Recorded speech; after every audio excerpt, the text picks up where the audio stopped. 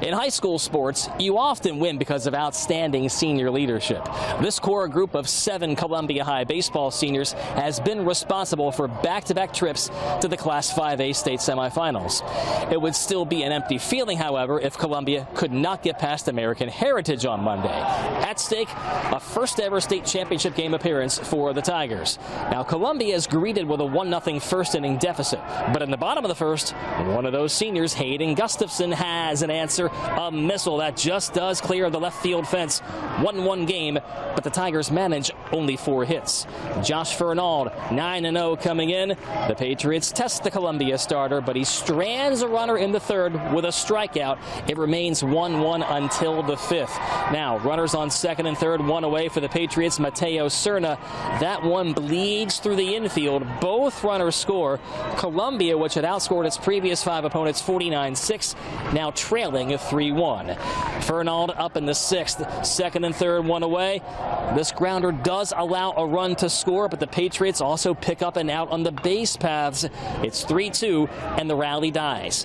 In the 7th, American Heritage adds 2 more, one on an error, the other on a sacrifice fly. So for the 2nd straight year, Columbia comes up 1 game shy of the title game, losing this one 5-2.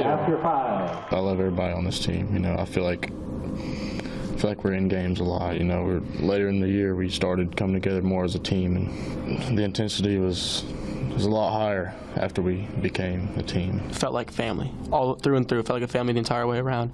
I mean, this guy, I played with him for 1 year, but I've known him my whole life, and I'm gonna miss not being able to catch him.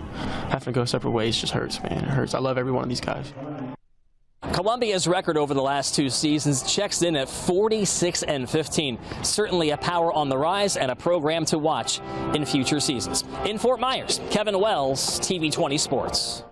Throughout the first half of the regular season, the Gators have been inconsistent. 4-3 overall, 1-3 in the SEC. Against number 1 Georgia, Florida would have to be outstanding. The Gators taking the field today in Jacksonville as a 3-touchdown underdog, the largest recorded point spread in series history. Gators held without a first down in the opening quarter. But early second, a spectacular play on defense. Jadarius Perkins, incredible effort to snatch this ball away for an interception. Florida, though, gets nothing out of the ensuing drive. Later in the second, a big break in favor of the Bulldogs. Stetson Bennett, pass tipped and caught by Brock Bowers. It goes 70 yards for a touchdown. Georgia, perhaps further inspired by the passing of legendary former coach Vince Dooley, up 21-0. The Bulldogs, in fact, outgained the Gators 346-89 in the first half. Bennett to Ladden McConkey with 17 seconds left before a break. Ouch. Florida down 28-3. In the 3rd quarter, a complete reversal in momentum. Trevor Etienne caps a 13-play, 75-yard drive, 3-yard touchdown. It's 28-10. Back-to-back Georgia turnovers lead to a field goal, and then this. Anthony Richardson, 78 yards in the air to Xavier Henderson. 3:31 to go in the 3rd. Florida cuts the deficit to 28-20. But Georgia answers again with a 78-yard drive. DeJuan Edwards from 22 yards out. The Gators force 3 turnovers, but still fall to the number 1 Dogs 42-20, their 5th defeat in the last 6 meetings head-to-head. I gained a level of respect for that group in terms of how they responded at halftime. And that's what I would say that I respect the most. They care. You got to look at it and you got to kind of accept it. And you got to understand that what happened was a product of how we played at times, and then the good things that we made happen was things that we had to make happen and things that we made happen on our own. Florida has still never beaten an AP number 1 during the regular season. Up next for the Gators, a trip to Texas A&M, where they look to get over 500 for the season. In Jacksonville, Kevin Wells, TV 20 Sports. Yeah, Chris, Oklahoma State's outfielders might as well have spent this entire game eating sandwiches. Kelly Maxwell was so dominating. Not a single Gator hit a ball to an outfielder until there was 1 out in the 7th inning. Adds up to a 2-0 loss for the Gators. They managed only 3 hits, and the task now is monumental. You got to win 3 times now over the course of 2 days just to reach the best-of-3 championship series, as Florida is now in the elimination bracket. After the game, we caught up with the Gators, and they know the task, and they understand their stay in OKC has been altered by this outcome. We're a team that does a really good job of just taking it one game at a time and not getting too far ahead of ourselves. We don't really let the last game affect us, so we're just going to do what we need to do to prepare for our next game. I mean, the left on left was pretty tough, and the different speeds. So you get 3 different speeds. You're getting hard, you're getting the slow, and then you get the slower. You know, it's tough. Even though it's not necessarily slow change, it's still off enough. You can see some of the swings, just what it does to you. Yeah, the task really gets hard now. UCLA, the all-time leader in national championships in softball with 13, is up next for the Gators tomorrow at 3 o'clock. And from there, Florida would have to face Oklahoma, defending national champion, and beat the Sooners twice to get to the best-of-3 championship round. Only the Sooners and the Cowgirls are left here in OKC without a loss. Must be a Big 12 thing. In Oklahoma City, Kevin Wells, TV 20 Sports. Since starting the year 7-4, North Marion has been a steamroller. The Colts came into tonight's Class 4A state championship game winners of 19 of their last 20. In the finals, a familiar opponent, Bishop Kenny, a team North Marion beat 2-0 back on March 3rd. Stakes, of course, a whole lot higher in this one. Sounds like a job for Carson Lindsay, the Colts ace, 10-0 coming in. He picks up the big strikeout to get out of a first and second one-out jam in the third. Bottom of that inning, 1-0 Colts. Jake Tompkins comes through again. They call him Big Game Jake. That's why bloop single makes it 2-0 North Marion. Bottom of the fourth, 2-1, 1 out for Rowan Corderero. Some insurance for Lindsay. The top and bottom of the order producing hits. It's a 3-run lead for North Marion. In the sixth, Corderero on first for Cooper Jones. The man who bashed 2 home runs in the semis produces an RBI double. Corderero had his fingerprints all over this one. He scores, and it's 4-0 Colts.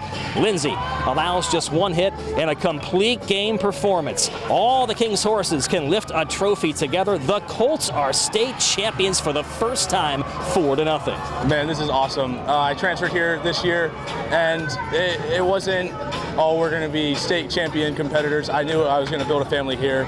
I love these kids, love the coaches. Nobody knows what it's like to be a North Marion baseball player. We work our butts off all day, every day. We don't have days off. We always get after it and get the job done. So North Marion captures its first ever state baseball championship. It's only the second ever by a Marion County school. The first came 9 years ago, courtesy of Trinity Catholic. In Fort Myers, Kevin Wells, TV 20 Sports.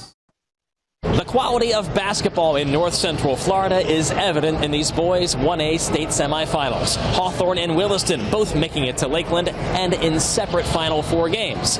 First up, the Red Devils. After beating Wildwood for the third time, Williston matched up against Franklin County for a spot in the 1A championship. The Devils lead 11-6 after 1. Now in the second, some good interior passing leads to a jam by Javon Brown. He scores 8 in the half. Williston's size proving to be tough to handle. This time, Kyler Lamb gets free. 19-11 Devils at the break. Lamb with 9 of his 12 by halftime. Third quarter, Jathan Merced. Boy, how about this move by the 5'8" point guard? Williston's lead grows to 12 at the end of 3. The Red Devils' inside game carries the day. Quincy Parker off the miss. He tallies a team-high 13 points, and Williston's off to the championship game, 54-37. That's all we kept talking about in practice, just staying disciplined. You know, don't bite on pump fakes. Just stay on your feet and just stay in front of your man. And whenever someone's man blows by, you come right over there and help. And, you know, and just being loud and communicating. We've done a great job of that. The other semi, 11-6 Hawthorne, making a third trip to the semis in 4 years. The Hornets paired with Chipley. We pick it up in the fourth. It's the C.J. Ingram show. The Hornets sophomore nails the 3, putting Hawthorne up 39-38. Now we stay on him, but there's a steal in the backcourt as well. Ingram to the bucket again, and he is fouled on the play. It's a 5-point possession, 41-38. Back come the Tigers. Kyler Bryant from outside the arc. He had 20. A big 3 ties it up at 41. Now Ingram is fouled with 5.6 seconds left. Hawthorne trailing by 1. He scored 26, needed at least 27. He misses both from the line, and the Hornets come up short in the 1A semis, 49-46. We came back down and let a guy hit an uncontested 3. So at that moment, once we took the lead, we should have just kind of composed ourselves again. It shouldn't have came down to those free throws. So the Hornets are denied, while the Red Devils are right back here against Chipley Friday at 7, and at stake is Williston's first boys basketball state crown. In Lakeland, Kevin Wells, TV 20 Sports.